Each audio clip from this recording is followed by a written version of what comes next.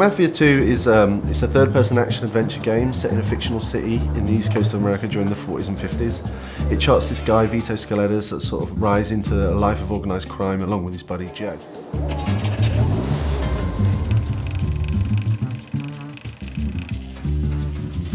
Was wollen Sie von mir? Wir wollen wissen, wieso du unseren Freund umgelegt hast. Well, like every classic mob story, Mafia 2 is a story about friendship, betrayal. The guys who you think are the bad guys might not really be the bad guys.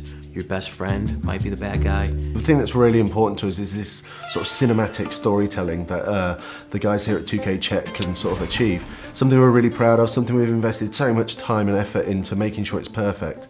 A na tom vlastně stavíme. We want to present the whole game in a Hollywood film-like style, and visually it looks amazing, but it's the story that's the most important thing for us. It starts off with, it's just about Vito, and then the first guy you meet is Joe.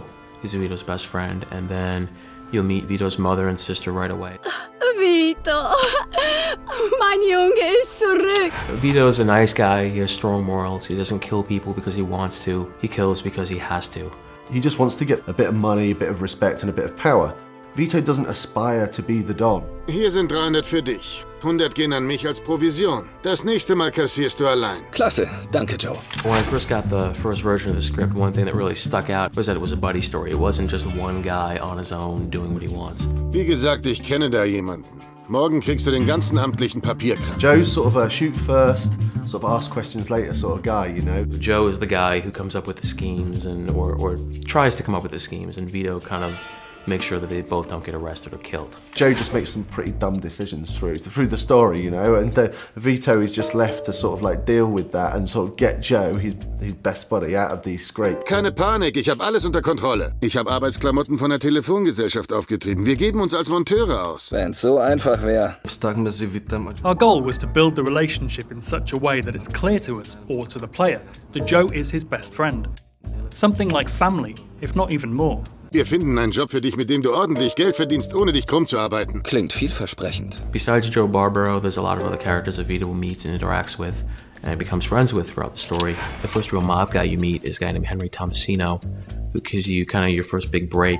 And then this guy named Eddie Scarpa, who's kind of similar to Joe in that he likes the booze, he likes the women. It's an open world city with a very strong linear story travelling through it, which is maybe a little bit of a different structure than we see with other open world games. With our game, the story is incredible, the dialogue is amazing.